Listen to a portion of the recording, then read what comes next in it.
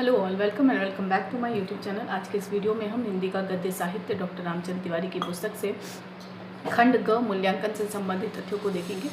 हमने इस विषय सूची से खंड क हिंदी गद्य का स्वरूप और विकास इस सेक्शन को कंप्लीट कर दिया था। खंड ख हिंदी गद्य की विभिन्न विधाओं का विकास, इस सेक्शन को भी हमने कंप्लीट कर लिया था, जिसमें निबंध साहित्य का विकास हमने देखा था, आलोचना का विकास देखा था, उपन्यासों का विकास देखा था, कहानी का विकास देखा था और हमने देखा था नाटक का विकास। इसके साथ ही हमने गद्य साहित्य की अन्य विधाओं के विषय में भी जाना था। हमने स्टार्ट किया था खंड ग तीसरा, यानी मूल्यांकन से संबंधित ये खंड है और इसमें हमने भारतेंदु हरिश्चंद्र, प्रताप नारायण मिश्र, महावीर प्रसाद द्विवेदी, श्याम सुंदर दास, रामचंद्र शुक्ल, प्रेमचंद से संबंधित और जयशंकर प्रसाद से संबंधित तथ्यों को देख लिया था। आज हम वृंदावन लाल वर्मा से संबंधित तथ्यों को देखेंगे। ठीक है, तो आज का यह वीडियो वृंदावन लाल वर्मा से संबंधित होगा। तो बढ़ते हैं अपने मेन टॉपिक की ओर। तो सबसे पहले अगर हम देखें तो वृंदावन लाल वर्मा से संबंधित जो तथ्य है वो है, श्री वृंदावन लाल वर्मा हिंदी साहित्य, वर्तमान हिंदी साहित्य के सृष्टाओं में महत्वपूर्ण स्थान रखते हैं। आपका साहित्य आपके सिद्धांतों का मूर्त रूप है। वह उद्देश्य गर्भित होते हुए भी कला के सूक्ष्मतम बारीकियों से युक्त है। वस्तुतः आपने अपनी जिंदगी गढ़ी है, गढ़कर उसे सुंदर बनाया है और उसे साहित्य में उसकी सार्थकता प्राप्त की है। साहित्य ने जिंदगी को सार्थकता प्रदान की है और जिंदगी ने साहित्य को गति, प्राण और चेतना दी है। आपका गद्य साहित्य मुख्यतः कहानियों, नाटकों और उपन्यासों के रूप में बिखरा हुआ है। आपने जीवनी और आत्मकथाएं भी लिखी हैं। तथ्य लगभग एक ही हैं। वर्मा जी ने उसे साहित्य के विविध रूपों में आकार दिया है। जीवन के प्रथम चरण में आप गौतम बुद्ध के जीवन से बहुत प्रभावित हुए थे। उस समय 19 वर्ष की आयु में आपने महात्मा बुद्ध का जीवन चरित्र, तो आप इसे जीवनी विधा के अंतर्गत देखेंगे कि वृंदावन लाल वर्मा ने जीवनी लिखी जो है वो महात्मा बुद्ध का जीवन चरित्र लिखा है। तो 1908 में इस शीर्षक से उन्होंने जीवनी लिखी थी। तो देखा जाए तो ये बुद्ध से काफ़ी प्रभावित थे। अपनी कहानी शीर्षक से आपने आत्मकथा भी लिखी है। इसमें आपकी डायरी के अंश, यात्रावृत्त और आपको लिखे गए पत्र भी सम्मिलित हैं। इस प्रकार आपने गद्य साहित्य के अनेक विधाओं को समृद्ध किया है। यहाँ हम इन सभी का समुचित विवेचन करना चाहेंगे। तो अपनी कहानी इनकी आत्मकथा है। प्रश्न पूछा जा सकता है अपनी कहानी किनकी आत्मकथा है और गौतम बुद्ध का जीवन चरित्र या जीवनी किसने लिखी है। तो ये दोनों जो आत्मकथा और जीवनी है वो वृंदावन लाल वर्मा द्वारा रचित है। अब हम यहाँ देखेंगे कहानीकार वर्मा जी के विषय में, यानी वृंदावन लाल वर्मा कहानीकार के रूप में किस प्रकार दिखाई देते हैं। तो सबसे पहले अगर हम देखें तो वर्मा जी के कई कहानी संग्रह प्रकाशित हैं। आपने 100 से ऊपर कहानियाँ लिखी हैं। इसमें अगर हम देखें प्रसिद्ध कहानी संग्रह कौन कौन से हैं, तो पहला कलाकार का दंड 1943 प्रकाशन वर्ष, तोसी 1950 प्रकाशन वर्ष, शरणागत 1955 प्रकाशन वर्ष, अंगूठी का दाम 1957 प्रकाशन वर्ष, दबे पाँव 1957 प्रकाशन वर्ष और रश्मि सलिल 1960 प्रकाशन वर्ष। तो ये 6 ऐसे कहानी संग्रह हैं जो वृंदावन लाल वर्मा की काफ़ी चर्चित या प्रसिद्ध कह सकते हैं आप हैं। अगला तथ्य कहता है कि विषय की दृष्टि से आपकी कहानियों को ऐतिहासिक, राजनीतिक, सामाजिक, शिकार संबंधी तथा हास्य व्यंग प्रधान आदि कई वर्गों में रखा जा सकता है। कुछ कहानियाँ सांकेतिक है और उनमें जीवन के गूढ़ मर्म की व्यंजना की गई। तो अब इन कहानी संग्रहों को हमने देख लिया, लेकिन जब हम कहानियों की बात करते हैं तो वो ऐतिहासिक भी हैं, राजनीतिक भी हैं, सामाजिक है, शिकार संबंधी है, हास्य व्यंग प्रधान भी हैं और कुछ कहानियाँ किस तरीके से हैं, सांकेतिक हैं। सबसे पहले अगर हम बात करें तो ऐतिहासिक कहानियों में मुगलों, राजपूतों, मराठों, बुंदेलों, सिखों की जातीय एवं व्यक्तिगत चारित्रिक विशेषताओं को उभार कर प्रस्तुत किया गया है। मुगल प्रायः विलासी, सनकी, झक्की और कभी कभी न्यायी दिखाई गए हैं। राजपूत वीर देशभक्त किंतु मूर्ख चित्रित किए गए हैं। मराठे देशभक्त, त्यागी, चुस्त और वीर हैं। बुंदेले स्वाभिमानी और सिख प्राणों की बाजी लगाने वाले। तो अगर हम देखें तो इनके ऐतिहासिक कहानियों में मुगलों का किस प्रकार से चित्रण हुआ है, राजपूतों को किस प्रकार से चित्रित किया गया है, या मराठा या सिखों को किस प्रकार से चित्रित किया गया है, ये हम इनकी कहानियों में स्पष्ट रूप से देख सकते हैं। सबसे पहले अगर हम देखें तो ऐतिहासिक कहानियाँ प्रायः इनकी चारित्रिक वैशिष्ट्य को लक्षित कराने वाली घटनाओं को सजीव करने वाली है। इनमें अगर हम देखें तो ऐतिहासिक कहानियों में है सबसे पहला गवैये की सूबेदारी। इन कहानियों से भी प्रश्न पूछ सकते हैं कि गवैये की सूबेदारी किस प्रकार की कहानी है। तो आप ऐतिहासिक कहानी या फिर किसकी कहानी है, तो वृंदावन लाल वर्मा की कहानी है। शेर शाह का न्याय, जहांगीर की सनक, टूटी सुराही, जैनावादी बेगम, सिद्धराज जयसिंह का न्याय, महज एक मामूली सवार और सत्ताधारी का तमाचा। तो ये सभी कहानियाँ जो हैं इनकी ऐतिहासिक कहानियाँ हैं जो उल्लेखनीय हैं। अगला है राजनीतिक कहानियों में सन 42 की पृष्ठभूमि पर आधारित कहानियाँ अधिक जीवंत है। वर्मा जी ने हिंदू मुस्लिम दंगों को लेकर कई सुंदर कहानियाँ लिखी है। इन कहानियों में आपके प्रगतिशील और उदार दृष्टिकोण की सूचना मिलती है। तो राजनीतिक कहानियों का यहाँ जिक्र नहीं किया गया है, लेकिन अगर हम देखें तो राजनीतिक जो कहानियाँ लिखी गई हैं वो 1942 की पृष्ठभूमि पर लिखी गई हैं।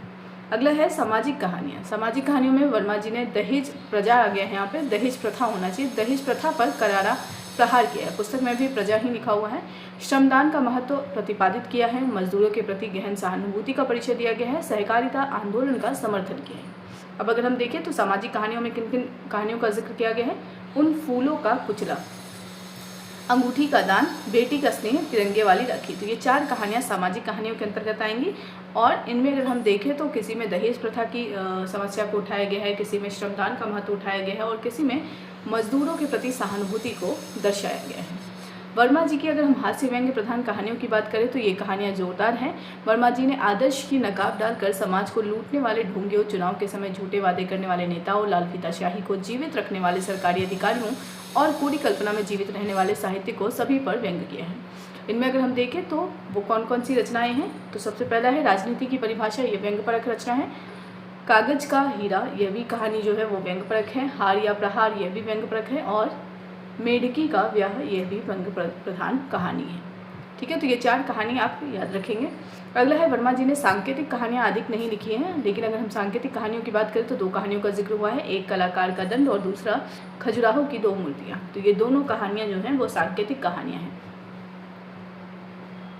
अगला है कलाकार का दंड में यूनानी और भारतीय मूर्ति कला के सूक्ष्म भेदों की व्यंजना की गई है। कलाकार का दंड में क्या वर्णित है, यूनान और भारतीय मूर्ति कला के सूक्ष्म भेदों की व्यंजना है। खजुराहो की 2 मूर्तियों में कला और अश्लीलता के प्रश्न को सांकेतिक उत्तर दिया गया है। वर्मा जी की सर्वाधिक मोहक, जीवंत और विशिष्ट कहानियाँ शिकार संबंधी है। जैसे अगर हम बात करें दबे पाँव, ये जो दबे पाँव कहानी है इस प्रकार की कहानियों का संग्रह है, यानी दबे पाँव कहानियों की अगर हम बात करें तो वो शिकार संबंधी कहानियों के अंतर्गत आएगा। वर्मा जी को शिकारी जीवन का दीर्घकालीन प्रत्यक्ष अनुभव है। जंगल का वातावरण, जानवरों का स्वभाव, शिकारी की चुस्ती, उत्सुकता, साहस, खतरा आदि का सजीव वर्णन कहानियों की रमणीयता की वृद्धि में सहायक हुआ है। यद्यपि उपन्यासकार वर्मा जी की सफलता ने उनके कहानीकार व्यक्तित्व को दबा दिया है, किंतु अपनी कुछ ऐतिहासिकता, सांकेतिक और शिकार संबंधी कहानियों के लिए वे स्मरणीय रहेंगे। तो अगर देखा जाए तो दबे पाँव ये जो कहानी है यह शिकार संबंधी कहानी है। ठीक है, तो यहाँ तक था कहानीकार वर्मा जी के विषय में। अब हम जानेंगे नाटककार वर्मा जी के विषय में। सबसे पहले अगर हम देखें तो वर्मा जी को नाटकों के क्षेत्र में भी पर्याप्त सफलता मिली है। आपके 2 प्रकार के नाटक मिलते हैं, एक सामाजिक और दूसरा ऐतिहासिक। सामाजिक नाटकों की अगर हम बात करें तो इसमें पहला जो नाम है वो है धीरे धीरे 1939 प्रकाशन वर्ष, राखी की लाज 1943 प्रकाशन वर्ष, शगुन 1946 प्रकाशन वर्ष, फूलों की बोली 1947 प्रकाशन वर्ष, बांस की फांस 1947 प्रकाशन वर्ष, मंगलसूत्र 1949 प्रकाशन वर्ष, खिलौने की खोज 1950 प्रकाशन वर्ष, नीलकंठ 1951 प्रकाशन वर्ष, केवट 1951 प्रकाशन वर्ष, कनेर 1951 प्रकाशन वर्ष, पीले हाथ 1952 प्रकाशन वर्ष, निस्तार 1955 प्रकाशन वर्ष और देखा देखी 1956 प्रकाशन वर्ष। तो ये जो कहानियाँ हैं ये सभी कहानियाँ क्या हैं, ये जो नाटक हैं वो सभी सामाजिक नाटक हैं। सबसे पहले अगर हम देखें तो धीरे धीरे जो नाटक है इसमें सन 1937 में प्रथम कांग्रेसी मंत्रिमंडल के संगठन काल की सामाजिक स्थिति का चित्रण किया है। राखी की लाज नाटक में चंपा डाकुओं के साथ ही सपेरा मेघराज को सहसा राखी बांध देती है। मेघराज राखी की लाज रखता है और चंपा के पिता के यहाँ जब डाका पड़ता है तब चंपा की रक्षा करता है। वह चंपा का ब्याह उसके सच्चे प्रेम को लक्षित करके सोमेश्वर के साथ करा देता है। चंपा का पिता बलराम यह नहीं चाहता, किंतु मेघराज सच्चे भाई की भूमिका निभाता है। यही नहीं, चंपा का स्नेह पाकर वह स्वयं एक आदर्श परिश्रमशील युवक बन जाता है।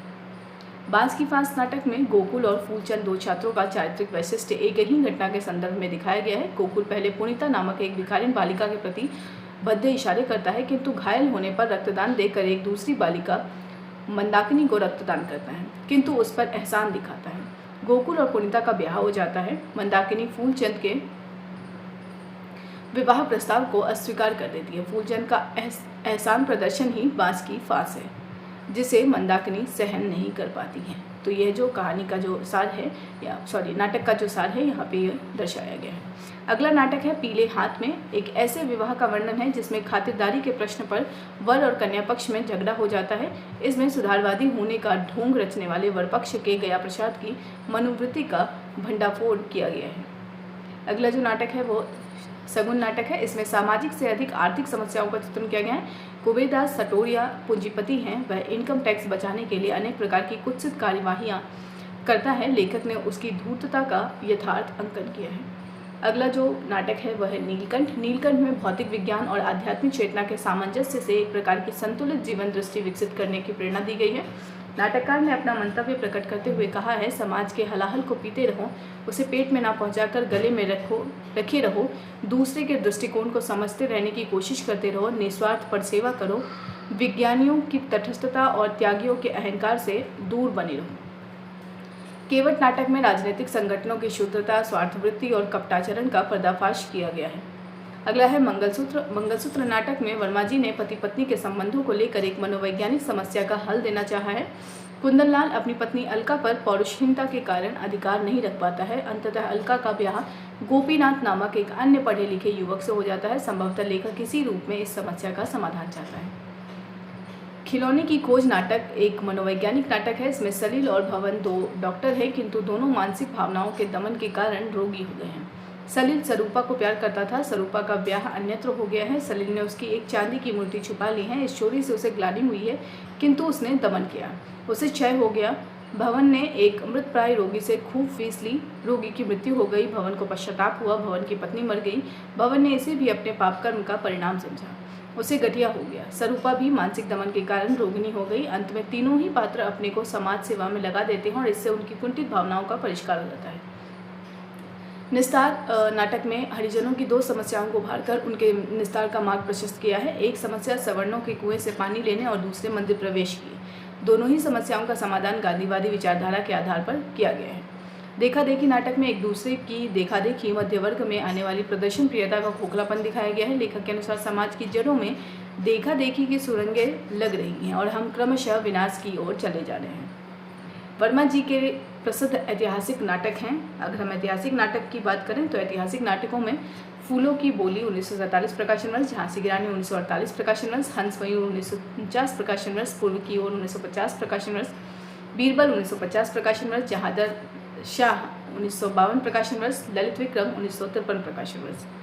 झांसी की रानी की अगर हम बात करें तो झांसी की रानी नाटक में बड़े संयम और कौशल से झांसी की रानी से संबंधित समस्त आख्यान को नाटकीय विधान में प्रस्तुत किया गया है। नाटक 5 अंकों में समाप्त हुआ है। आरंभ से अंत तक रानी हमारे आकर्षण का केंद्र बनी रहती है। रानी का शौर्य, राव साहब का विलासी जीवन, पीर अली का दुल्हाज का देशद्रोह, गौस खां की वीरता, गुल मोहम्मद पठान की स्वामी भक्ति, अंग्रेजों का स्वार्थ और कूट चातुरी सब कुछ नाटक में साकार हो गया है। अगला है फूलों की बोली। इसको भी ऐतिहासिक नाटक कहा गया है। लेखक को इसकी प्रेरणा अलबेरूनी की पुस्तक किताबुल हिंद से मिली है। इसमें माधव नामक सेठ कामिनी नर्तकी के लिए अपना सर्वस्व गवा देता है। वह कामिनी को तुष्ट करने के लिए रसायन विद्या के प्रयोग से स्वर्ण तैयार करना चाहता है और सिद्धत नामक एक ठग द्वारा ठगा जाता है। नाटक का नाम फूलों की बोली इसलिए पड़ा कि सिद्धत ठग फूलों के नामों को ही सांकेतिक अर्थ देकर रहस्यमयी भाषा का प्रयोग करता है।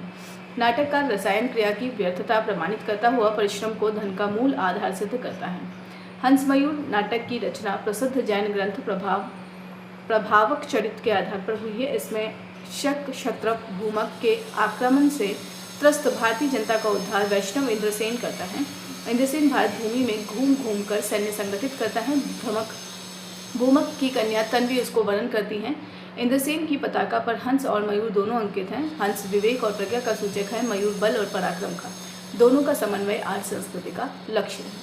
पूर्व की ओर इस नाटक में पूर्वी द्वीप समूहों में भारतीय संस्कृति के प्रसार की कहानी कही गई है। कथानक ईस्वी सन 280 के आसपास का है। पल्लव वंशी राजकुमार अश्वतुंग अपने दुष्कर्मों के कारण निर्वासित होता है। वह नागद्वीप होता हुआ जावा और बोर्निया पहुंचता है। उसके साथ शैव और बौद्ध धर्म का प्रचार पूर्वी द्वीपों में होता है। अश्वतुंग नागद्वीप में जाकर आदर्श शासक बन जाता है। बीरबल नाटक में अकबर के दरबारी बीरबल के चरित्र की महत्ता प्रतिपादित की गई है। वह राजनीतिज्ञ, योद्धा और परिहास निपुण व्यक्ति है। अकबर को महान बनाने का बहुत कुछ श्रेय बीरबल को है। नाटककार ने अकबर के व्यक्तिगत जीवन और मानसिक द्वंद्व का भी अच्छा चित्रण किया। नाटककार का लक्ष्य बीरबल को एक गंभीर और महत्वपूर्ण व्यक्तित्व प्रदान करता है। ललित विक्रम का कथानक उत्तर वैदिक कालीन इतिहास से संबंध है। कथा का केंद्र अयोध्या है। रोमक राजा है। ललित उसका पुत्र है। विरोधी शक्तियां अकाल पड़ने पर प्रजा को राजा के विरुद्ध कर देती है। वह पदच्युत हो जाता है। कुमार ललित को धौम्य के आश्रम में भेज दिया जाता है। 12 वर्ष बाद ललित शिक्षा समाप्त करके घर लौटता है। इसी समय वृष्टि होती है। काल समाप्त होता है। प्रजा रोमक के अनुकूल हो जाती है। उसे जनपद समिति पुनः राजा चुनती है। लेखक ने आधुनिक समस्या का समाधान प्राचीन कथानक के माध्यम से किया है। वह एक प्रकार की साम्यवादी व्यवस्था की प्रतिष्ठा करता है। उसने राजा द्वारा सारी भूमि प्रजा में वितरित करा दी है। वर्गहीन समाज में छोटे बड़े का भेद मिट गया है। संभवतः यही लेखक का प्रतिपाद्य है। जहादर शाह में बादशाह जहादर शाह का जीवन चित्रित है। यह एकांकी जैसा छोटा नाटक है। इसमें कुल 8 दृश्य हैं। एकांकी नाटकों में देशकाल की अनुमिति होती है। इसमें ऐसा नहीं है। जहादर शाह सन की विलासी और उदार है, किंतु उसका शासन शिथिल है। वह पतनोन्मुख मुगल बादशाहों का प्रतिनिधि है।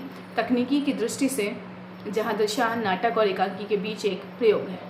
वर्मा जी ने एकांकी नाटक भी लिखे हैं, जिनमें 3 नाटकों का जिक्र है। एकांकी नाटक जैसे कश्मीर का कांटा, कनेर और लो भाई पंचो लो, ये 3 इनके प्रसिद्ध एकांकी हैं। जिसमें पहला कश्मीर का कांटा अगर हम देखें तो सन 1947 ईस्वी में कश्मीर पर पाकिस्तान की प्रेरणा से होने वाले आक्रमण की पृष्ठभूमि पर लिखा गया है। इसमें ब्रिगेडियर राजेंद्र सिंह की देशभक्ति और वीरता की झांकी प्रस्तुत की गई है। स्वयं लेखक के शब्दों में वह वीरता अनुपम थी। कश्मीर क्या, भारत भर उन वीरों का चिर कृतज्ञ रहेगा। राजेंद्र सिंह ने नमलापुर के पुल के इस पार 24 अक्टूबर सन 1947 को 140 सैनिकों की सहायता से 12,000 पाकिस्तानियों और कबाइलियों का मुकाबला किया था और श्रीनगर की रक्षा कर ली थी। कनेर में 3 एकांकी संग्रहित हैं। कनेर, टंटा गुरु और शासन का डंडा। कनेर में विज्ञान और आध्यात्म का समन्वय किया गया है। विज्ञान में विश्वास करने वाला रॉबर्ट मैन योग साधना में विश्वास व्यक्त करता है। टंटा गुरु में साम्यवाद, पूंजीवाद और लोकतंत्र के संबंध में विचार व्यक्त किए गए हैं और अपने देश के लिए स्वतंत्र व्यवस्था विकसित करने की हिमायत की गई है। शासन का डंडा में जागीरदारों की स्वेच्छाचारिता और मजबूरों की बेबसी का चित्र अंकित है। लो भाई पंचो लो में गरीब जनता पर पंचायतों द्वारा होने वाले अत्याचार का अंकन है। लेखक ने अपराध के मूल में विवशता, गरीबी और भूख को वास्तविक कारण माना है और तथाकथित अपराधियों को अपनी पूरी सहानुभूति दी है। अगला है कला की दृष्टि से वर्मा जी के नाटक प्रथम श्रेणी में नहीं आते। पात्रों में अंतर्द्वंद कम दिखाया गया है। कहीं कहीं आकस्मिक घटनाएं अस्वाभाविक लगती हैं। दृश्य विधान में रंगमंची आवश्यकताओं का पूरा ध्यान नहीं रखा गया है। यह होने पर भी भाषा की सहजता, संवादों में गतिमयता, रंगमंचीय निर्देश और वस्तु विधान की एकसूत्रता के कारण वर्मा जी के नाटक मंच के लिए उपयोगी हैं। उनकी सबसे बड़ी विशेषता स्वदेशीता है। झांसी की रानी और कश्मीर का कांटा जैसे नाटक बहुत ही सुगठित हैं। हिंदी नाटककारों में वर्मा जी ने महत्वपूर्ण स्थान बना लिया है। पाश्चात्य विचारधारा और नाट्यकला का प्रभाव वर्मा जी पर सहज रूप में पड़ा है। अगला है फ्रायड के मनोविज्ञान या मनोविश्लेषण सिद्धांत का प्रभाव उनके खिलौने की खोज नाटक पर लक्षित किया जा सकता है।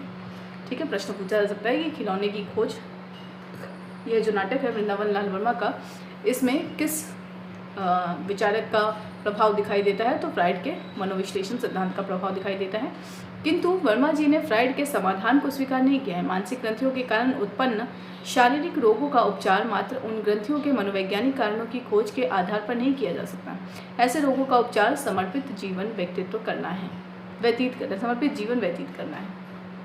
इसका वर्मा जी के विषय में अब हम जानेंगे। तो सबसे पहले अगर हम देखें तो वर्मा जी की सृजनात्मक प्रतिभा का पूर्ण विकास उपन्यासों में हुआ है। उन्होंने सब मिलाकर लगभग 2 दर्जन उपन्यासों का सृजन किया है, जिसमें पहला है गढ़कुंडार, गढ़कुंडार के बाद विराटा की पद्मिनी, मुसाहिब जू, कचनार, झांसी की रानी लक्ष्मीबाई, मृदनयनी, टूटे कांटे। ठीक है, ये है टूटे कांटे।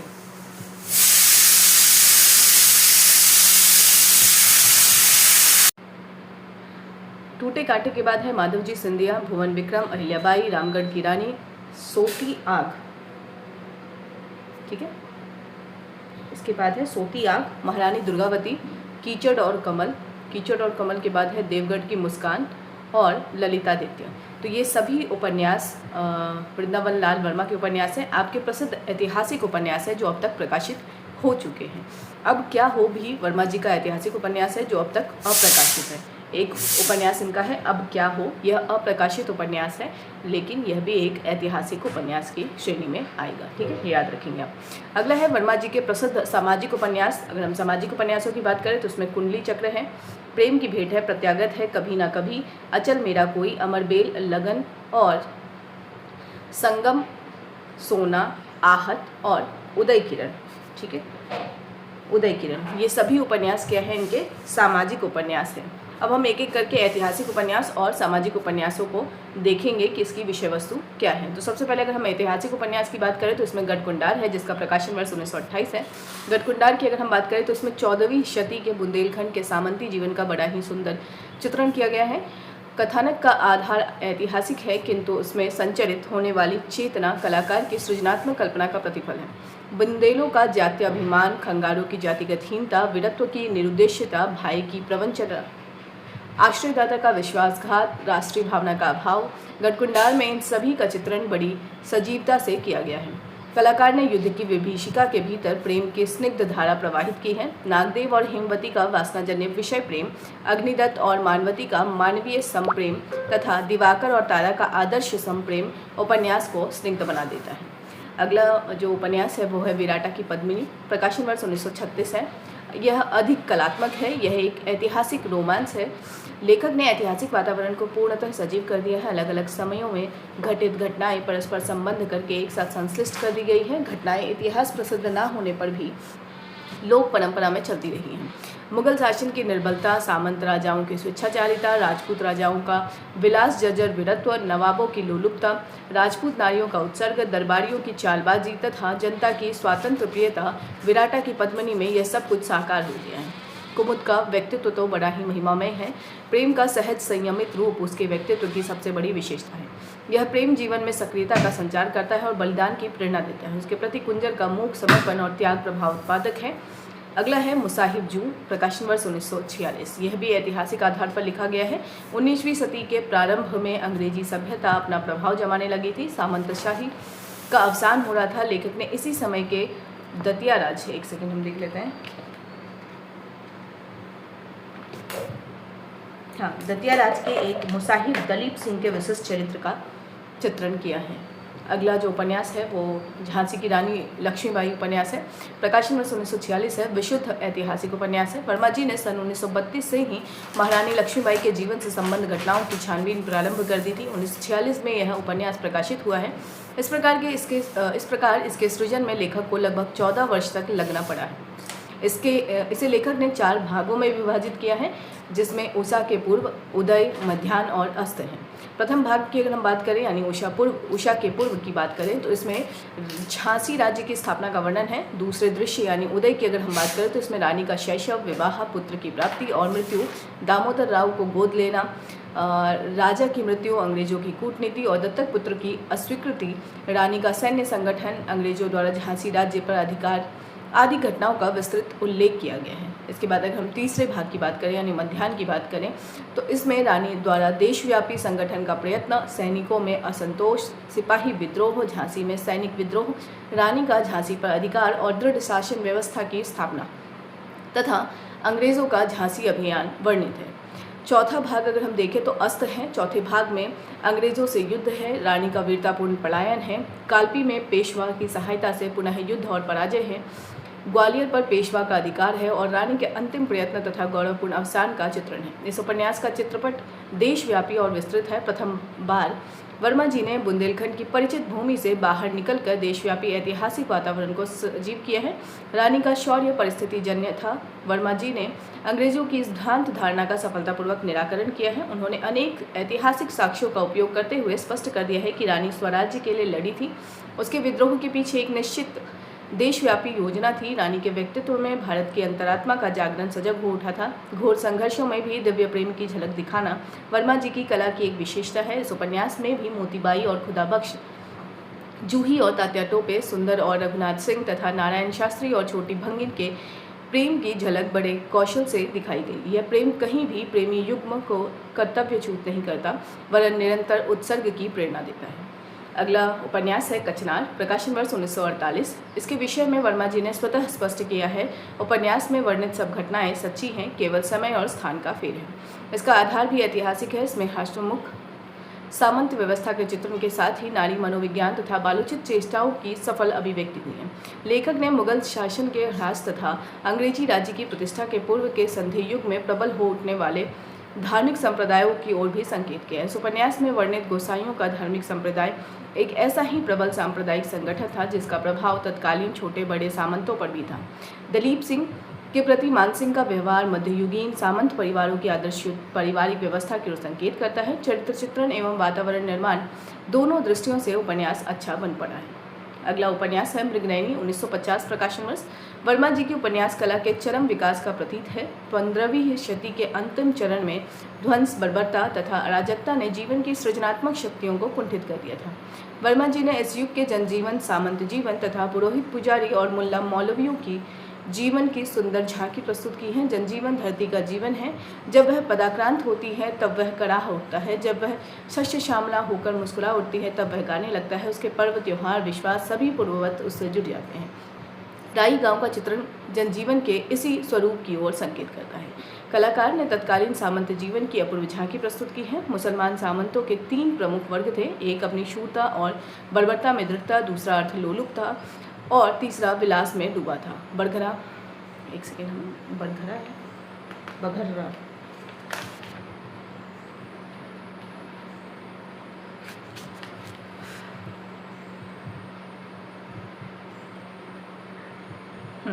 बघर्रा है। बघर्रा सिकंदर लोदी तथा गयासुद्दीन नसरुद्दीन क्रमशः इन 3 वर्गों का प्रतिनिधित्व करते हैं। हिंदू सामंतों के 2 वर्ग थे। एक वीर था किंतु संकीर्ण जात्याभिमान और वंश मर्यादा की रक्षा, बस यही तक इसके जीवन की सीमाएं थे। इसमें विवेक का अभाव था। राजसिंह इसी वर्ग का प्रतिनिधि है। दूसरा वर्ग आदर्श सामंत के रूप में उपस्थित किया गया है, जिसमें वीरत्व के साथ कर्तव्य परायणता और कला प्रेम भी है। मानसिंह इसी आदर्श राजपूत सामंत वर्ग का प्रतिनिधि है।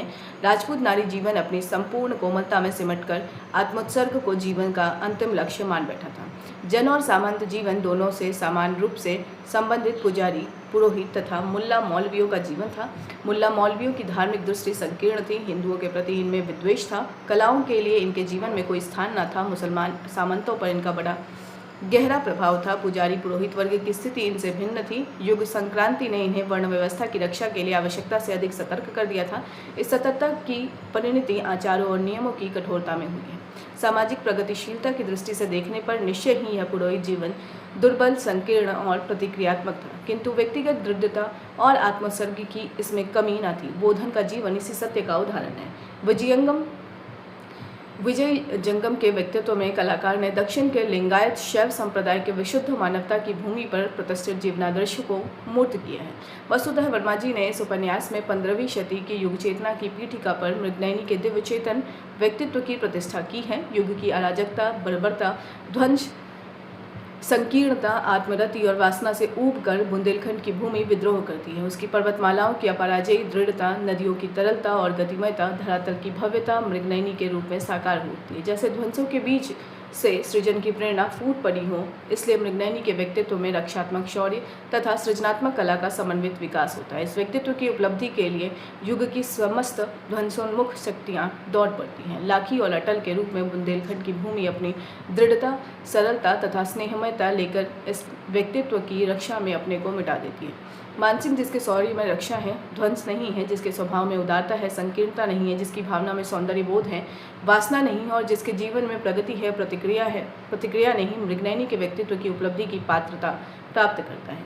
किंतु उसमें भी इस व्यक्तित्व को उपलब्ध कर सकने की पूरी क्षमता कदाचित नहीं थी, अन्यथा अंत तक उपलब्धि के लिए सतत प्रयत्नशील रहने पर भी उसे यह प्रश्न न करना पड़ता, कर्तव्य वाले अंग में अब कौन सी कसर रह गई है देवी, और उस देवी को यह उत्तर ना देना पड़ता, प्रजा के सुख की, देश की स्वाधीनता की। यह पंक्ति आपके लिए महत्वपूर्ण हो जाएगी कि यह पंक्ति किस उपन्यास से उद्धृत है, तो यह मृगनयनी उपन्यास से उद्धृत है। वर्मा जी के इस उपन्यास पर विचार करते हुए कुछ आलोचकों ने यह आरोप लगाया है कि उपन्यासकार वर्मा जी ने सामंती संस्कृति के एक ऐसे मोहक राग को अलापने का प्रयत्न किया है जो पाठक को व्यामोह में डाल सकता है। अगला उपन्यास है अमरबेल। वर्मा जी ने अपने नवीन उपन्यास अमरबेल में इसका उत्तर दिया है। अमरबेल के दो पात्र हैं टहल और सनेही। इन दोनों के माध्यम से वर्मा जी ने यह विवाद प्रस्तुत किया है। टहल कुछ प्रगतिशील विचारों का है, वह घायल होकर अस्पताल में पड़ा है। सनेही डॉक्टर है, वह टहल को मन बहलाव के लिए एक उपन्यास पढ़ने को देता है। टहल का मन नहीं लगता और वह उपन्यास रख देता है। सनेही स्वयं उसे कहानी सुना देता है। कहानी सुनकर टहल कहता है ना इसमें सामंतवाद की उपासना और पुनरुद्धार की भावना। विवाद में भाग लेता हुआ सनेही पूछता है, तुम उस काल में उस राजा की जगह होते तो क्या करते हैं? टहल उत्तर देता है, वही करता जो उसने किया। इसके बाद सनेही फिर प्रश्न करता है और उस घटना का हाल अपनी कल्पना द्वारा वर्तमान का कोई लेखक लिखता तो आज तुम्हें कैसा लगता। संभवतः वर्मा जी को प्रगतिवादी आलोचकों से इतना ही कहना है। तो देखा जाए तो मृगनयनी के ऊपर जो आक्षेप लगे थे उसको स्पष्ट करते हुए अमरबेल में उन्होंने उसका स्पष्टीकरण दिया है, मतलब वृंदावन लाल वर्मा ने। अगला उपन्यास है टूटे कांटे, प्रकाशन वर्ष 1954। इस उपन्यास के कथानक का संबंध मोहम्मद शाह रंगीले के शासनकाल से है। स्वयं लेखक की दृष्टि में तत्कालीन भारत का इतिहास अंग्रेजों की दृढ़ कूटनीति और नवीन शास्त्रों से मराठा जाट किसानों के हलों की नोकों और सरदारों के घोड़ों की टापों से तथा सिखों की तलवारों और मुगल सम्राट की बोतलों से लिखा जा रहा था। बोतलों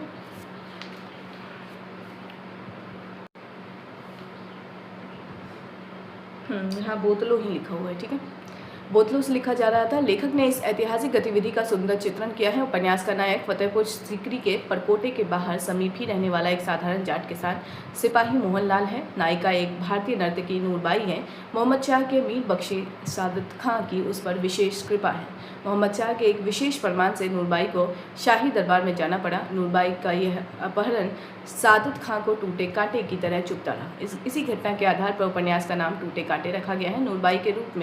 नूरबाई में रूप और कला दोनों का सुंदरतम सामंजस्य था। नादिर शाह के आक्रमण के समय मोहम्मद शाह ने उसकी बर्बरता से त्राण पाने के लिए नूरबाई को नादिर शाह की सेवा में भेंट कर दिया।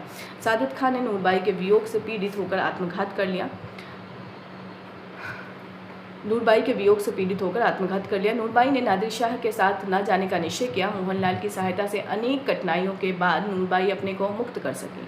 नूरबाई का परिचय सूरदास, नंददास और रसखान के भाव में पदों से भी था। वास्तव में जीवन से मुक्ति पाने पर उसकी जीवन धारा बदल गई। मोहनलाल में भुवन मोहन मुरलीधर की कल्पना करती हुई उसने अपने को साक्षात राधा भाव से भावित कर लिया। उपन्यास के उत्तरार्ध का संपूर्ण भाग नूरबाई के जीवन में राधा भाव का विकास दिखाने में लग गया है। इस व्यक्तित्व के विकास के साथ ही लेखक ने तत्कालीन सामाजिक उथल पुथल, आर्थिक अनिश्चय, धार्मिक अगति, राजनीतिक अस्थिरता तथा जातिगत विशिष्टता का भी सजीव चित्रण किया है। अगला उपन्यास है अहिल्याबाई, प्रकाशन वर्ष 1955। वर्मा जी ने अहिल्याबाई 1955 उपन्यास महारानी अहिल्याबाई के आदर्श जीवन से प्रेरित होकर लिखा है। अहिल्याबाई मल्हार राव होलकर के पुत्र खंडेराव की पत्नी थी। सन 1754 ईस्वी में खंडेराव की मृत्यु हो गई। अहिल्याबाई ने धर्म कर्म में लीन होकर अपना जीवन व्यतीत किया। मल्हार राव पुत्र वियोग से व्यथित होकर दिवंगत हुए। अहिल्याबाई को सारा राजकार्य देखना पड़ता था। उस समय प्रजा के कष्टों को दूर करने के लिए अहिल्याबाई ने अनेक सुधार किए। इनका सारा जीवन धार्मिक कार्यों में व्यतीत हुआ। उपन्यास में अहिल्याबाई के आदर्श चरित्र का अंकन किया गया और उनकी प्रजा वत्सलता, योग्यता, चतुरता एवं धार्मिकता को सर्वाधिक महत्व दिया गया। अगला जो उपन्यास है वो भुवन विक्रम है, 1957 इसका प्रकाशन वर्ष है। उपन्यास में उत्तर वैदिक काल के वातावरण को आधार बनाकर आधुनिक जीवन की समस्याओं पर प्रकाश डाला गया है। रोमक अयोध्या का शासक है, उसके विरुद्ध नील फजीस यानी दास प्रथा का समर्थक शोषक, दीर्घबाहु संपन्न जमींदार और मेघ पुराणपंथी पुरोहित षड्यंत्र करते हैं। रोमक पदच्युत होता है, किंतु अंततः उसके पुत्र भुवन विक्रम के धौम्य के आश्रम से शिक्षा प्राप्त करके लौटने पर परिस्थितियां बदलती हैं। रोमक पुनः राज्य शास्य प्राप्त करता है। वह प्रजा के लिए अपनी समस्त भूमि का त्याग कर देता है। लेखक ने वर्ग विहीन समाज की कल्पना इस उपन्यास के माध्यम से चरितार्थ की है। ऐतिहासिक कालक्रम की दृष्टि से अगर हम देखें तो माधवजी सिंधिया 1957 इसका प्रकाशन वर्ष है। इस उपन्यास में टूटे कांटे के बाद का जीवन चित्र प्रस्तुत किया गया है। दिल्ली पर अहमद शाह अब्दाली का आक्रमण होने वाला है और दिल्ली राग रंग में लीन है। ऐसे समय में समस्त भारत की एकता का स्वप्न देखने वाले और अंग्रेजों को भारत भूमि से निकाल बाहर करने का संकल्प लेने वाले विलक्षण राजनीतिज्ञ थे माधवजी सिंधिया। लेखक ने इस महिमामय व्यक्तित्व को आधार बनाकर 1750 से 1749 तक के भारत की राजनीतिक गतिविधियों का सजीव चित्र इस उपन्यास में प्रस्तुत किया है। रामगढ़ की रानी उपन्यास 1961 प्रकाशन वर्ष। इसमें सन 1857 की क्रांति में महारानी लक्ष्मीबाई की भांति वीरता दिखाने वाली रामगढ़ की रानी अवंतीबाई का चित्रण किया गया है। अवंतीबाई ने अंतिम क्षण तक अंग्रेजों से युद्ध किया था और अपनी पराजय निश्चित जान स्वयं अपने पेट में तलवार भून ली थी। रानी के अप्रतिम शौर्य और तत्कालीन वातावरण का चित्रण करने में उपन्यासकार को पूरी सफलता मिली है। अगला उपन्यास है सोतियाग, प्रकाशन वर्ष 1967। एक छोटा सा उपन्यास है। इसमें मोहम्मद शाह रंगीले के शासनकाल 1729 ईस्वी में दिल्ली में होने वाले भीषण सांप्रदायिक दंगे को आधार बनाया गया है। लेखक ने यह दिखाना चाहा है कि हिंसात्मक वृत्तियां जब अनियंत्रित होकर मनुष्य की पशुता को जगा देती है और मनुष्यता के सारे मूल्य झूठे पड़ जाते हैं, तब भी मानवीयता और संस्कृति की ज्योति पूरी तरह बुझ नहीं जाती। वह हिंसा की भीषण लपटों की उपेक्षा करके ऊपर आती है और आती रहेंगी। 1729 ईस्वी के भीषण दंगे में भी गुलाब खां और शेर अफगन सरीखे व्यक्तियों का त्याग और शौर्य इस बात की याद दिलाते हैं। इस उपन्यास में तत्कालीन राजनीतिक दांवपेच का भी बड़ा ही सजीव चित्र खींचा गया है।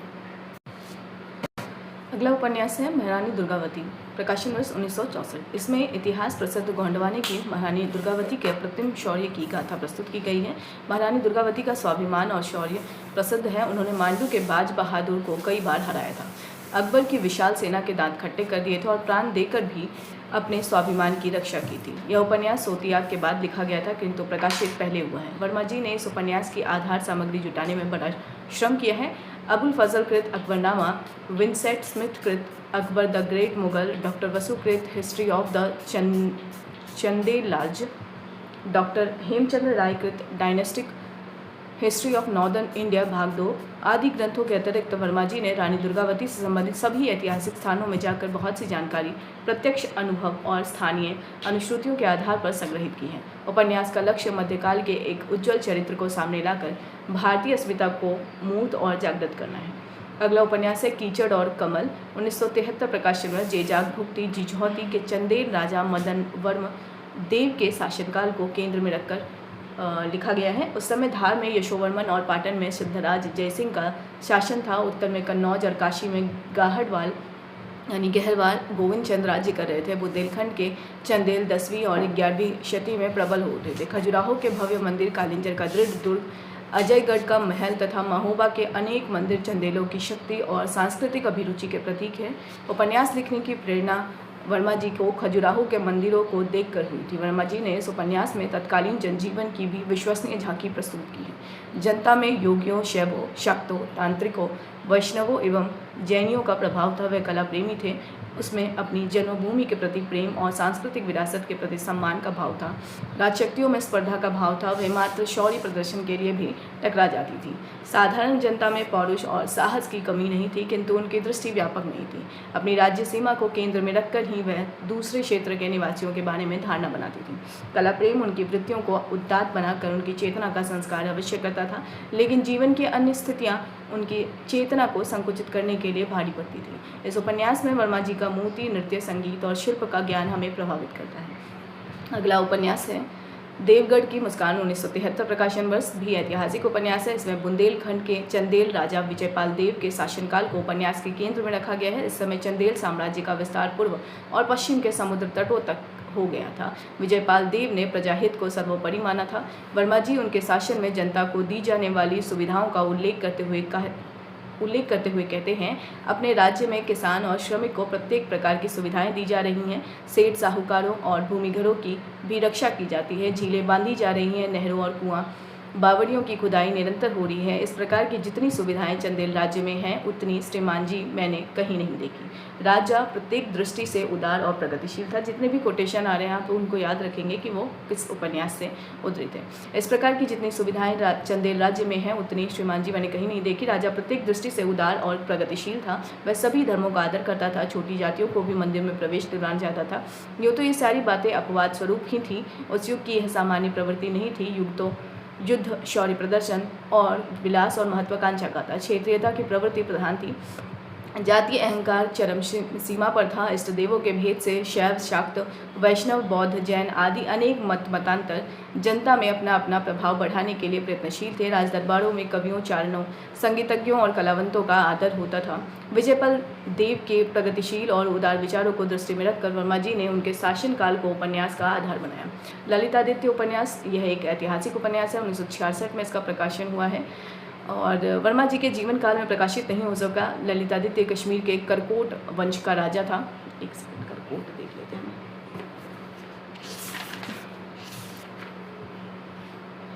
करकोट वंश का राजा था। उसने 24 से 760 ईस्वी तक राज्य किया था। उसने अनेक युद्ध किए थे और सभी में विजय प्राप्त की थी। उसने कन्नौज के यशोवर्मा को पराजित किया था, तिब्बतियों और तुर्कों को खदेड़ा था और बंगाल के राजा पर विजय प्राप्त की थी। वह धार्मिक दृष्टि से उदार था। उसने अनेक मंदिरों और विहारों का निर्माण कराया था। वर्मा जी को उससे प्रेरणा मिली थी। अपनी कहानी में उन्होंने लिखा है, कश्मीर नरेश ललितादित्य पर कुछ लिखने के लिए मन में बहुत समय से साध थी। सामग्री जुटाता रहा और नोट्स लेता रहा। उसका श्री गणेश भी कर दिया। ललितादित्य का चरित्र मुझे बड़ा मोहक और प्रेरणादायक लगा। उसने चीनियों पर आक्रमण कर गोबी के रेगिस्तान तक खदेड़ा था। ईरान, इराक सब उसके अधिकार में थे। वह चक्रवर्ती सम्राट था। ऐसा लगता है कि 1962 ईस्वी में चीनियों से भारतीय सेना के हार जाने पर वर्मा जी ने इतिहास के पृष्ठों को इस दृष्टि से पलटना शुरू किया होगा कि देखें अतीत में कभी भारत ने चीनियों को पराजित किया है या नहीं। तभी उनका ध्यान ललितादित्य पर केंद्रित हुआ होगा। वर्तमान में जब भी कोई समस्या उठती थी तो वर्मा जी की दृष्टि इतिहास की ओर यह देखने के लिए मुड़ती थी कि देखें पहले कभी ऐसी समस्या उठी है या नहीं। पंडित जवाहरलाल नेहरू के जीवन के अंतिम चरण में यह प्रश्न उठने लगा था कि नेहरू के बाद कौन। तब वर्मा जी की दृष्टि शिवाजी के बाद ऐतिहासिक परिदृश्य पर केंद्रित हुई थी। अपनी कहानी में वे कहते हैं, पंडित जवाहरलाल नेहरू का प्रभाव राजनीति और देश के सामाजिक जीवन पर व्यापक रूप से था। एक प्रश्न तब उठता था, नेहरू के बाद क्या। मैंने भी इसको विचारा, उस पर मनन किया। इतिहास के विद्यार्थी के नाते मुझे लगा इस प्रकार की विचारधारा चिंतकों की नहीं, राजनीतिक प्रोपेगेंडा करने वालों की अधिक है। भारतीय इतिहास में ऐसी परिस्थितियां पहले भी आईं जब साधारण जन हताश सा हुआ, किंतु रिक्त स्थान की पूर्ति उन्हीं साधारण जन में से उभर कर व्यक्ति ने ही की है। शिवाजी के बाद का काल इसी प्रकार का है। ताराबाई स्त्री थी, किंतु मराठा ने प्रबल मुगल सम्राट औरंगजेब का जीवन हराम ही नहीं कर दिया। मुगल साम्राज्य की जड़ें ही सदा के लिए हिला थी। 1964 के आरंभ में इसी विषय को लेकर मैंने अब क्या हो उपन्यास आरंभ किया।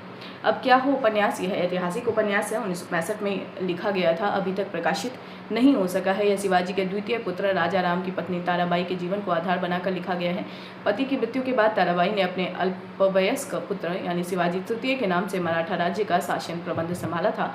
इस तेजस्विनी महिला ने औरंगजेब से निरंतर युद्ध किया था और मराठा शक्ति को संगठित किया था। वर्मा जी ने इसके चरित्र को सामने रखकर यह दिखाने का प्रयत्न किया है कि नेतृत्व शक्ति किसी का जन्मसिद्ध अधिकार नहीं है, यह हमेशा जनता के बीच से उभर कर सामने आती है। वर्मा जी ने चाणक्य, महाराणा सांगा, महाराजा छत्रसाल और आनंद घन जैसी ऐतिहासिक विभूतियों को आधार बनाकर उपन्यास लिखने का निश्चय किया था। सामग्री भी संकलित की थी, पता नहीं इनमें से किस पर कितना लिख सके थे। उनकी मृत्यु से हिंदी का सबसे बड़ा ऐतिहासिक उपन्यासकार हमारे बीच से उठ गया है। अगला जो उपन्यास है इनका सामाजिक उपन्यास है। अगर हम सामाजिक उपन्यासों की बात करें तो सामाजिक उपन्यासों में वर्मा जी की कला का पूर्ण विकास नहीं हुआ है। इन उपन्यासों का आधार भी प्रायः कोई ना कोई घटना है। इनकी रचना की दूसरी प्रेरणा लेखक की रोमांटिक प्रवृत्ति है। अगर हम देखें तो सामाजिक उपन्यासों में लगन है 1928, कुंडली चक्र 1929, प्रेम की भेंट 1931 और अचल मेरा कोई यह भी 1948। इन सभी का कथानक मूलतः प्रेम कथानक है। प्रेम की भेंट की अगर हम बात करें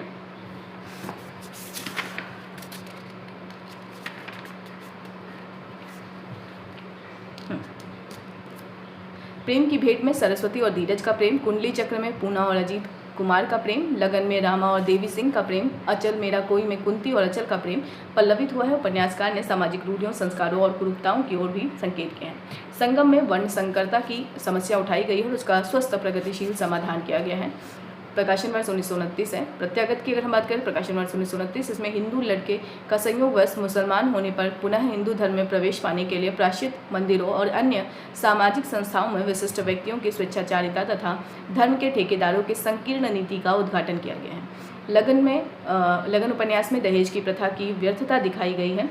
कुंडली चक्र उपन्यास में जमींदारों और किसानों का संबंध, बहुविवाह की समस्या तथा विकासवाद के सिद्धांत की व्यावहारिक स्तर पर अपूर्णता दिखाई गई है।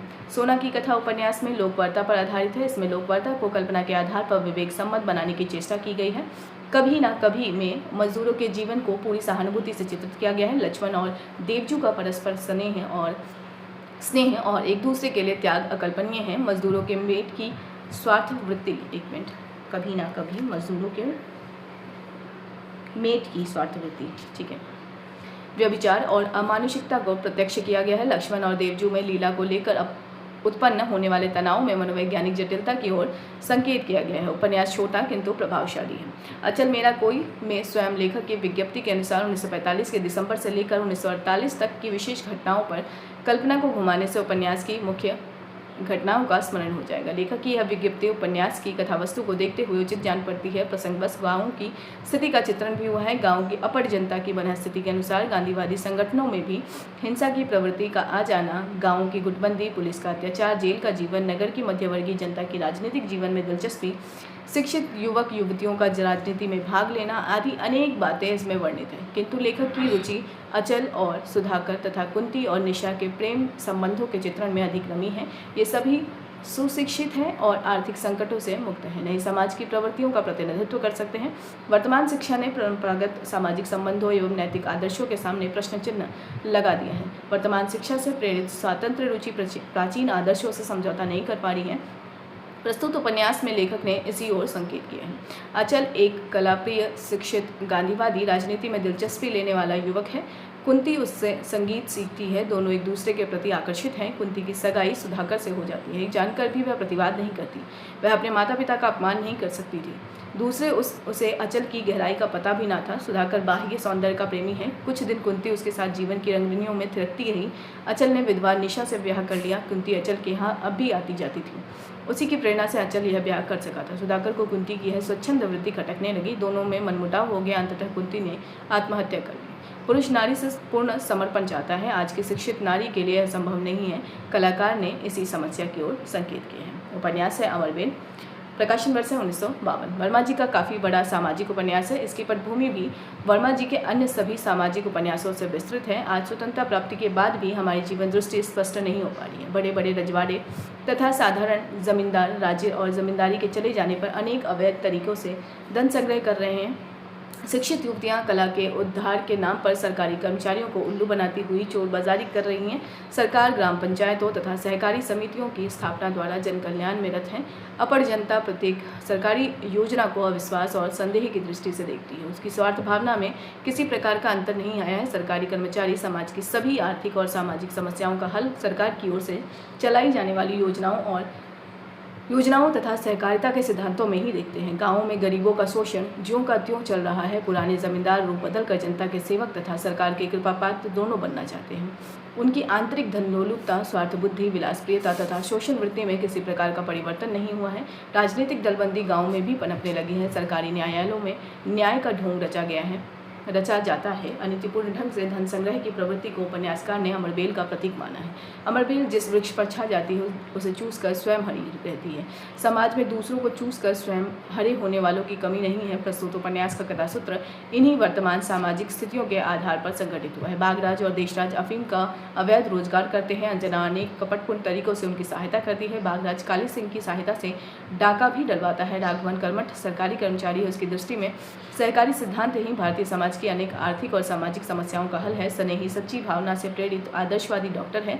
टहल प्रगतिशील विचारों का सीधा साधा अध्यापक है। धरणीधर घाटी वाली कारिंदा कुंजीलाल सभी किसी न किसी रूप में जनता को चूसने वाले हैं। समाज की ऐसी अमरबेलें हैं जो दिखाई नहीं पड़ती हैं।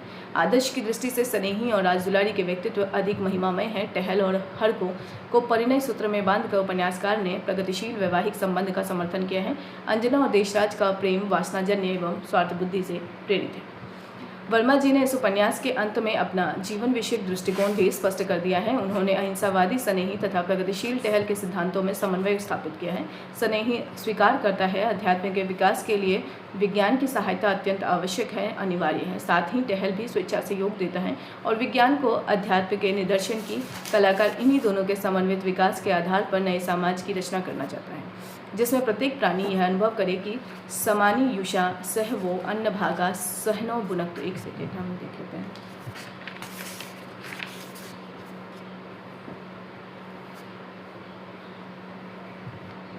समानी युषा सह वो अन्न भागा सहनो भुनक्तु। ठीक है, यही लिखा है। अगला जो उपन्यास है वह है आहत। आहत का प्रकाशन 1960 है। इसमें अंगद मंजरी पति पत्नी है। दीप उनका बालक है। मंजरी दीप पर अत्यधिक नियंत्रण रखती है। बालक पर प्रतिक्रिया होती है। वह कानपुर भाग जाता है। वहाँ दिन में काम करता है और रात में पढ़ता है। धीरे धीरे बीए में पहुँचता है और पूंजीवादी व्यवस्था की विकृतियों को समझने लगता है। एक दिन वह अखबार में अपने पिता के साधु हो जाने और माता के डूब मरने का समाचार पढ़ता है। उसको दुख होता है। इसी बीच छाया नाम की एक लड़की के लिए ब्याह के लिए आई हुई बारात अधिक दहेज न मिलने के कारण नाराज होकर लौट जाती है। आहत छाया के कहने पर कि है कोई साहसी जो मेरे साथ ब्याह करने के लिए तैयार हो। दीप आगे बढ़ता है। दोनों का ब्याह हो जाता है। उसका पति अंगद गुरुजी के रूप में ही वहीं मिल जाता है। घर आने पर पता चलता है कि उसकी माँ भी जीवित है। इस उपन्यास में दहेज प्रथा का विरोध और बाल स्वभाव का मनोवैज्ञानिक विश्लेषण किया गया है। उदय किरण 1960 प्रकाशन में। उपन्यास वर्मा जी के प्रगतिशील विचारों का प्रतिनिधित्व करता है। इसमें उदय नामक नवयुवक किरण नामक कुमारी के सहयोग से गांव में सहकारिता का प्रचार करता है। अंततः दोनों का ब्याह भी हो जाता है। उदय और किरण के सहयोग से समाज में नवीन सहकारी जीवन चेतना का उदय होता है। इसी चेतना के विकास से गाँव की उन्नति हो सकती है, ऐसा वर्मा जी का निश्चित विचार प्रतीत होता है। अमर ज्योति 1966 में रचित वर्मा जी का अप्रकाशित सामाजिक उपन्यास है। तो जितने भी अप्रकाशित इनके उपन्यास है वो भी आप याद रखेंगे, जैसे अमर ज्योति हैं और ऊपर एक था अब क्यों ना हो, शायद ऐसे कुछ था।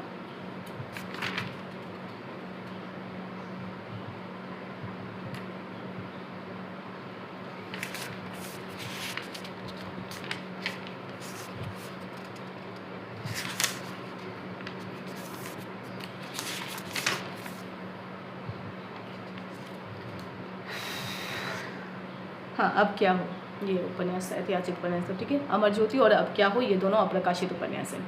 अगला हम देखेंगे टॉपिक जो है वो है उपन्यास कला की सामान्य विशेषताएं। अगर हम देखें तो वर्मा जी के उपन्यासों में कुछ ऐसी सामान्य विशेषताएं हैं जो बरबस हमारा ध्यान आकर्षित कर लेती हैं। इन विशेषताओं को निम्नलिखित रूप में लक्षित किया जा सकता है। जैसे वर्मा जी के प्रत्येक उपन्यास का आधार कोई ना कोई घटना होती है जो स्वयं अपने में बड़ी आकर्षक होती है। वर्मा जी को रोमांस प्रिय है, अतः प्रायः सभी उपन्यासों में इसकी स्थिति देखी जा सकती है। ऐतिहासिक रोमान तो आपको बहुत ही प्रिय है। सामाजिक उपन्यासों में भी यह प्रवृत्ति उभरकर सामने आई है। वर्मा जी में वातावरण के निर्माण की अद्भुत क्षमता है। विशेषतः मध्ययुगीन ऐतिहासिक वातावरण को सजीव करने में आप अन्यतम है। ऐतिहासिक उपन्यासों में भौगोलिक ज्ञान की पूर्णता तथा ऐतिहासिक सामग्री की विश्वसनीयता दोनों पर आप पूरा ध्यान देते हैं। पात्रों की चरित्रगत विशेषताएं जो प्रारंभ में आती हैं उन्हीं का प्रत्येक परिस्थिति में विकास दिखाना वर्मा जी के चरित्र चित्रण की विशेषता है। कथा के विकास क्रम में चारित्रिक उतार चढ़ाव आप कम दिखाते हैं। नायिकाओं के व्यक्तित्व संगठन में वर्मा जी अधिक रुचि लेते हैं। उनकी नायिकाएं सौंदर्य, कोमलता, भावुकता के साथ साथ साहस, शक्ति और त्याग की मूर्ति होती है। कर्तव्य की कठोरता में वे अपनी प्रणय की कोमलता को उसी प्रकार छिपाए रखती हैं जिस प्रकार पल के पुतलियों को। श्रृंगार और वीर रस का सामंजस्य प्रायः आपके उपन्यासों में देखा जा सकता है। इन दोनों का समानांतर प्रवाह कथा को आकर्षक बना देता है। वर्मा जी की चित्रण कला पूर्ण विकसित हो चुकी है। प्रकृति के कोमल, मोहक एवं भयंकर चित्रों के साथ ही घटनाओं, पात्रों और मनोभावों का चित्रण भी आप बहुत सुंदर करते हैं। प्रकृति के एकांत सौंदर्य का चित्रण करने में वर्मा जी को अद्भुत सफलता मिली है। वर्मा जी ललित कलाओं के प्रेमी हैं। उनका कला प्रेम कई उपन्यासों में स्पष्ट लक्षित किया जा सकता है। उनके अनेक प्रमुख पात्र स्वयं कला मर्मज्ञ हैं। वर्मा जी कला के लिए को एक सुंदर वाक्य मात्र मानते हैं। बिना किसी प्रेरणा और उद्देश्य के आप कला की सार्थकता स्वीकार नहीं करते। आपके उपन्यास कला के प्रदर्शन के लिए नहीं लिखे गए हैं। बुंदेलखंड की मुक्त प्रकृति आपकी प्रेरणा का मूल स्रोत है, इसलिए आप ऐतिहासिक रोमांस बहुत पसंद करते हैं। बुंदेलखंड के जीवन को मूर्त करने के लिए आपने प्रायः बुंदेलखंडी शब्दों और तथा मुहावरों का प्रयोग किया है। ये प्रयोग आपके उपन्यासों की भाषा संबंधी विशेषता बन गए हैं।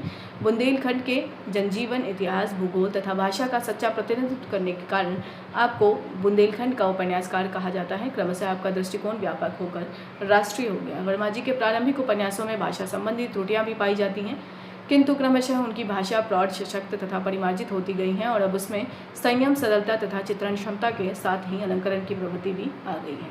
वर्मा जी के ऐतिहासिक उपन्यासों को समाप्त कर लेने पर भी उनका मोहक भाव हमारे हृदय को अभिभूत किए रहता है। उनके अनेक घटना चित्र मानस पटल पर अंकित रह जाते हैं। अनेक पात्रों का व्यक्तित्व तो हमारी चेतना को तरंगित करता रहता है और हम वर्मा जी के साथ गुनगुना उठते हैं। मलिनिया फुलवा ल्याओ नंदन बन के, बिन बिन फुलवा लगाई बड़ी रास, उड़ गई फुलवा रह गई पास। जीवनी की अगर हम बात करें तो यूँ तो वर्मा जी ने पूर्ण जीवन चरित्र महात्मा गौतम बुद्ध का ही लिखा है, किंतु महापुरुषों की जीवनियों में आपको गहरी दिलचस्पी थी। आपने जितने ऐतिहासिक उपन्यास लिखे हैं सभी के नायकों के जीवन आदर्श और प्रेरणाप्रद हैं। सबसे पहले आपने इन नायकों के जीवन चरित्र संबंधी तथ्य ही संकलित किए हैं, उसके बाद उसमें यथोचित काट छांट करके उसे अपने उपन्यास के नायक की गरिमा के अनुकूल बनाया है। इसलिए जीवनी के तत्व आपके सभी उपन्यासों में लक्षित किए होते हैं। आप द्वारा लिखित गौतम बुद्ध की जीवनी परिचयात्मक है। आरंभिक कृति होने के कारण उनकी भाषा शैली में परिमार्जित नहीं है। वह इस बात का प्रमाण है कि आरंभ से ही उदार चरित्र वाले महान पुरुष के प्रति आपके मन में सहज श्रद्धा थी। आत्मकथा की अगर हम बात करें तो इनके द्वारा जो रचित आत्मकथा है वो है अपनी कहानी, प्रकाशन वर्ष 1972। इस शीर्षक से आपने अपनी आत्मकथा 1969 में प्रस्तुत की थी। 23 फरवरी 1969 को आपका देहावसान हुआ था। इस प्रकार यह आपकी अंतिम रचना है। इसमें आपके जीवन की घटनाएं तो आ ही गई हैं, हिंदी की संघर्ष गाथा भी प्रस्तुत हुई है। स्मरणीय है कि वर्मा जी को 1965 में राष्ट्रपति द्वारा पद्म भूषण से अलंकृत किया गया था, जिसे बाद में आपने हिंदी के प्रति अन्याय के विरोध में सरकार को लौटा दिया था। आपकी आत्मकथा का यही अंतिम वाक्य है। उन्हें यानी श्री मोरारजी देसाई के संदर्भ में कह रहे हैं कि उन्हें विदित था कि मैंने पद्म भूषण का सरकारी गौरव हिंदी के प्रति अन्याय के विरोध में सरकार को लौटा दिया था। 1905 ईस्वी से आपने लिखना आरंभ किया था। आपके लेखन की मूल चेतना राष्ट्रीय अस्मिता थी। हिंदी इस राष्ट्रीय अस्मिता की पहचान है। देश के स्वतंत्र होने पर हिंदी को राष्ट्रीय स्तर पर प्रतिष्ठा प्राप्त होगी, वह राष्ट्रभाषा बनेगी, उसके माध्यम से देश की भावी पीढ़ी शिक्षित की जाएगी। सारा राजकाज हिंदी माध्यम से होगा। यह वर्मा जी का सपना था। देश स्वतंत्र हुआ, लेकिन हम मानसिक गुलामी से मुक्त नहीं हो सके। वर्मा जी का सपना भी पूरा नहीं हुआ। उनकी आत्मकथा इसी सपने के संजोए जाने और टूटने की कथा है। इसमें अनेक संदर्भ हैं। ये सारे संदर्भ वर्मा जी के जीवन संघर्ष से जुड़े हैं। एक लेखक के रूप में प्रतिष्ठित होने और शिखर तक पहुंचने के लिए इन्हें आजीवन संघर्ष करना पड़ा था। अगला है उनके उपन्यास नायकों की तरह उनका जीवन भी प्रेरणा और शक्ति प्रदान करने वाला है। इस आत्मकथा में बुंदेलखंड की मिट्टी के प्रति उनकी अगाध ममता देखकर मन विह्वल हो जाता है। उन्होंने लिखा है, विंध्याचल की ककरीली माटी और लखेरी के पानी से मेरी माटी बनी है। बेतवा के पानी ने उस माटी को संजोकर आकार प्रकार किया है। बेत्रवती से मैं और बुंदेलखंडी वासी कभी उऋण नहीं हो सकते। बुंदेलखंड के इस भूमिपुत्र की कहानी हिंदी की कहानी, हम सब की कहानी है। तो ये जो आत्मकथा है उससे ये उद्धृत जो पंक्ति है ये आपके लिए महत्वपूर्ण हो जाती है। अगला है यात्राविद डायरी और पत्र। इसमें अगर हम देखें तो वर्मा जी ने दिसंबर 1967 में रूस की यात्रा की थी। यह यात्रा सांस्कृतिक प्रतिनिधि आदान प्रदान योजना के अंतर्गत की गई थी।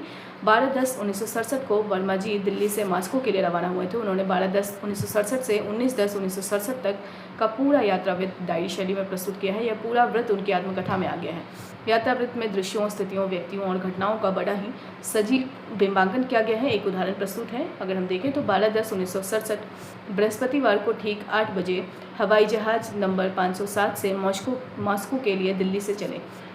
काफ़ी बड़ा हवाई जहाज उड़ रहा है। लिखने को जी चाहा तो लिख रहा हूँ। बहुत ऊंचाई पर चल रहा है। वातावरण काफ़ी ठंडा है। किसी बड़े रेगिस्तान पर से गुजर रहे हैं। रेत रेत रेत, टेढ़ी मेढ़ी, ऊंची नीची, गहरी रेखाएं रेगिस्तान की। हरियाली का नाम नहीं, कहाँ होकर गुजर रहे हैं कहाँ नहीं जा सकता। ये सफ़ेद सफ़ेद धब्बे क्या है? पहले थोड़े से दिखाई दिए, इखरे बिखरे। उनके नीचे रेतीले उबड़ खाबड़ पर काले धब्बे। अरे ये तो बादल है, इनकी छाया है।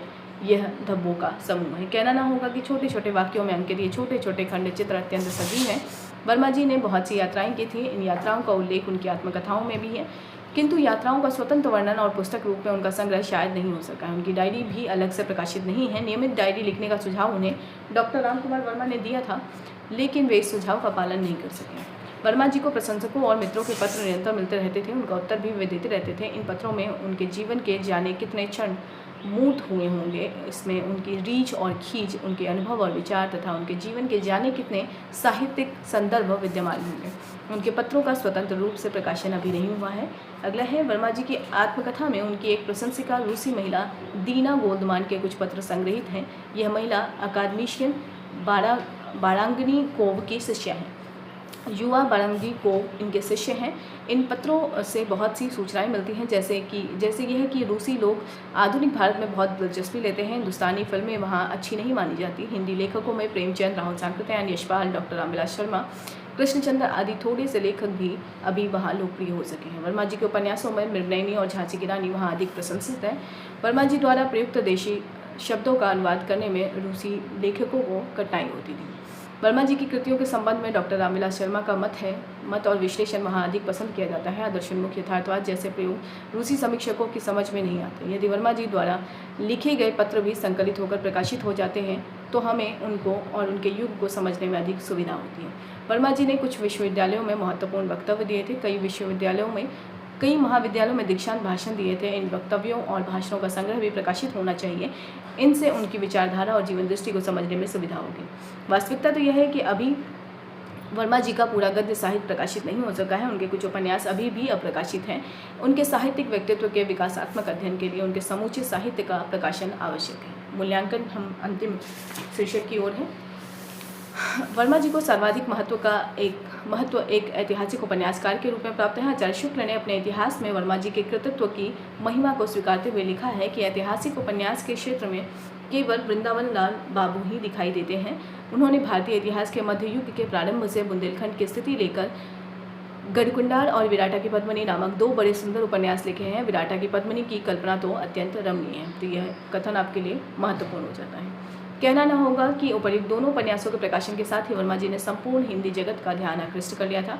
स्वर्गीय गणेश शंकर विद्यार्थी ने गढ़कुंडार की पांडुलिपि देखकर आपको हिंदी के वॉल्टर स्कॉट की उपाधि दी। तो प्रश्न अगर पूछा जाए कि वृंदावन लाल वर्मा को वॉल्टर स्कॉट की उपाधि किसने दी थी, तो गणेश शंकर विद्यार्थी ने, और किस उपन्यास के आधार पर दी थी, गढ़कुंडार के आधार पर दी थी। अगला है, वर्मा जी की उपन्यासिक प्रतिभा की संपूर्ण संभावना विराटा की पद्मिनी में लक्षित होती है। आगे चलकर महारानी लक्ष्मीबाई और मृगनयनी उपन्यासों में उनकी कला का चरम विकास हुआ है। अन्य कृतियां महत्वपूर्ण होते हुए भी कला चेतना के उच्चतर सोपान की सृष्टि नहीं कर सकी हैं। ऐतिहासिक उपन्यासकार को ज्ञात ऐतिहासिक तथ्यों की रक्षा, संभावित नवीन तथ्यों की प्रस्तुति करते हुए कल्पना के आधार पर एक प्रकार के अपने में पूर्ण इतिहास लोक की सृष्टि करनी पड़ती है। यह इतिहास लोक पाठक की अतीत जीवी चेतना को तुष्ट ही नहीं करती, उसे वर्तमान से जूझने की प्रेरणा भी देती है। अपनी कहानी में वर्मा जी ने इतिहास की सार्थकता की ओर संकेत करते हुए लिखा है, आखिर वर्तमान भूत की ही देन है। भूत में यदि वर्तमान के लिए देने योग्य कुछ हो तो क्यों ना लिखा जाए। उस युग के जन का रहन सहन, प्रेम, शौर्य, स्वार्थ, त्याग इत्यादि की क्रियाएं, प्रतिक्रियाएं यदि चित्रित की जाए तो आज के लिए कुछ उपाय देता शायद हाथ लग जाए। वर्मा जी के ऐतिहासिक उपन्यास रचना के मूल में उनकी यही दृष्टि कार्य करती रही है। इतिहास के पात्र सामान्य जन की तुलना में यूं ही विशिष्ट होते हैं। कलाकार की सहानुभूति पाकर उनका व्यक्तित्व और भी अधिक मोहक हो जाता है।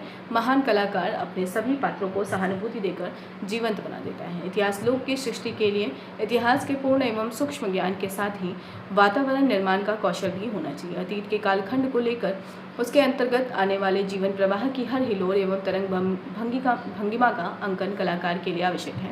हर हिलोर का अपना आकर्षण होता है, साथ ही वह विराट जीवन प्रवाह का अंग भी होती है।